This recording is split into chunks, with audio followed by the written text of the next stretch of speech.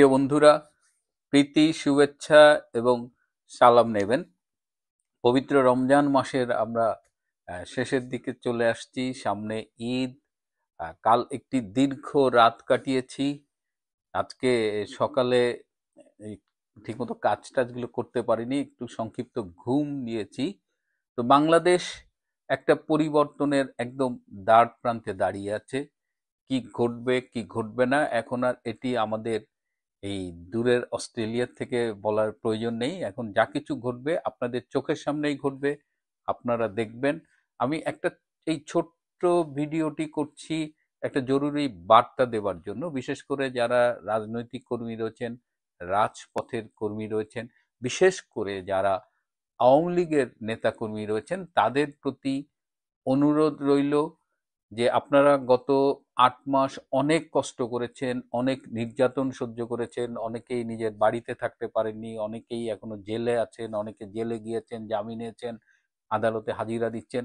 এই যে অবর্ণনীয় কষ্ট, অনেকে দেশ ত্যাগ করে বিদেশে অবস্থান করছেন, কিন্তু যারা বিদেশে আছেন ভাববেন না যে তারা ভোগ বিলাসে মত্ত, তারাও তাদের মতো করে এক ধরনের কষ্টে আছে। তো সেই আহ, রাত যত দীর্ঘই হোক, ভোর আসলে আসেই, এটাই প্রকৃতির নিয়ম।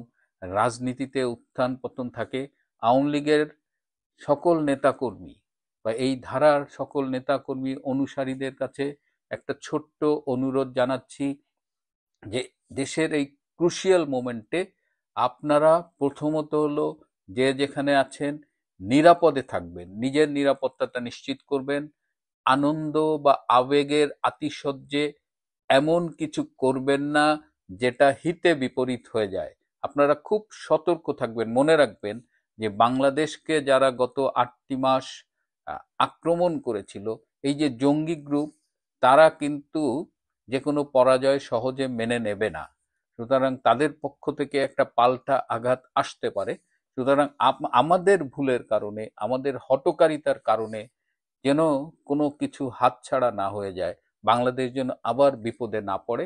সো স্টে কাম, ঠান্ডা মাথায় থাকুন। প্রয়োজনে আপনাদের কেন্দ্রীয়ভাবে নির্দেশনা দেয়া হবে, বাট আপনারা বিচ্ছিন্নভাবে প্লিজ প্লিজ প্লিজ বিচ্ছিন্নভাবে কোনো কিছু করবেন না। প্রতিশোধ পরায়ণতা, হিংসা, ওকে দেখে নেওয়া, একটা পরিবর্তন আসছে, আমরা ক্ষমতাসীন হয়ে গেছি বা ক্ষমতাবান হয়ে গেছি, এই সব চিন্তা মাথার থেকে ঝেড়ে ফেলুন। This is the time to show your patience.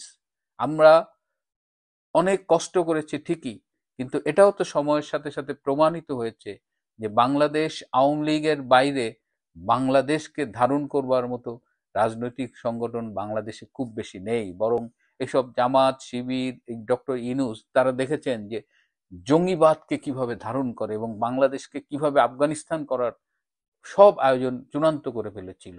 হয়তো বাংলার মানুষের প্রত্যাশার এবং আমি কিছুটা ঈশ্বরে বিশ্বাস করি, আল্লাহ বিশ্বাস করি, যেহেতু হয়তো আল্লাহ আমাদের মঙ্গল চেয়েছেন বলেই আজকে বাংলাদেশে আবার একটা পজিটিভ পরিবর্তনের সম্ভাবনা তৈরি হয়েছে। কি হবে না হবে আমার কাছে তথ্য আছে, কিন্তু আমি আগাম আর কিছু বলতে চাই না। আমার এই ভিডিওটা, এই জরুরি ভিডিও বার্তার একটাই উদ্দেশ্য: stay United, stay calm, stay quiet, ঠান্ডা থাকুন, কোনো রকমের হঠকারী কিছু করবেন না। আপনারা অনেক সহ্য করেছেন, আর মাত্র কয়েকটা দিন সহ্য করেন।